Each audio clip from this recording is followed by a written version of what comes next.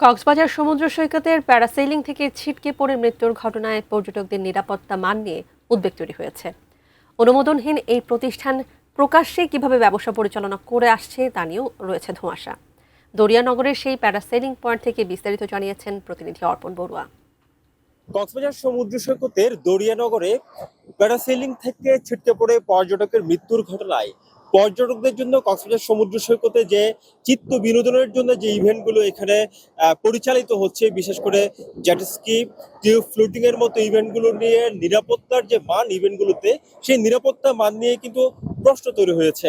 যদিও জেলার প্রশাসক ইতিমধ্যেই বলেছেন যে এই প্যারাসেলিং প্রতিষ্ঠানের কোনো ধরনের, অর্থাৎ সি স্পোর্টস প্যারাসেলিং প্রতিষ্ঠানের কোনো ধরনের বৈধ অনুমোদন ছিল না। তবে বৈধ অনুমোদন যদি নাই বা থাকে, এতদিন কিভাবে আসলে দরিয়ানগরের মতো জায়গায় ব্যবসা পরিচালনা করে আসছিল, সেই বিষয়টি নিয়ে আসলে প্রশ্ন তৈরি হয়েছে জেলার প্রশাসকের এই মন্তব্যের পর।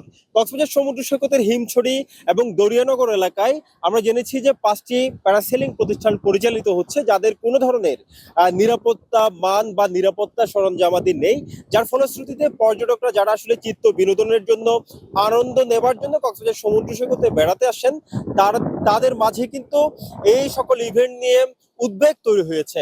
আরেকটি যে বিষয় জানিয়ে রাখতে চাই, সেটা হচ্ছে গত 2 বছরের ব্যবধানে কক্সবাজার সমুদ্র সৈকতের দরিয়ানগর বা হিমছড়ি এলাকায় প্যারাসেলিং পরিচালনার সময় অন্তত 10 পর্যটক আহত হয়েছেন। এ সকল ঘটনা ঘটার পরে কিন্তু প্রশাসন ব্যবস্থা নেই এবং প্যারাসেলিং গুলোকে বন্ধ করে দেওয়া হয়, সিলগালা করে দেওয়া হয়। ঠিক কিছুদিন পর যেতে না যেতেই আবারও কিন্তু এই প্যারাসেলিং প্রতিষ্ঠান আবারও তাদের নিয়মিত কর্মযজ্ঞ শুরু করে, যার ফলশ্রুতিতে বারবারই এই ধরনের ঘটনাগুলো ঘটছে। বর্ষা মৌসুমে কিন্তু প্যারাসেলিং পরিচালনা অত্যন্ত ঝুঁকিপূর্ণ, কিন্তু তবুও এই মৌসুমে কেন এই প্রতিষ্ঠান আসলে এখানে প্যারাসেলিং পরিচালনা করে আসছিল, সেই বিষয়টি আসলে বোধগম্য নয় বলে মনে করছেন এখানকার পর্যটন উদ্যোক্তা বা সংশ্লিষ্টরা। কক্সবাজার সমুদ্র সৈকতের দরিয়ানগর থেকে এটুকু ছিল এখানকার সবশেষ।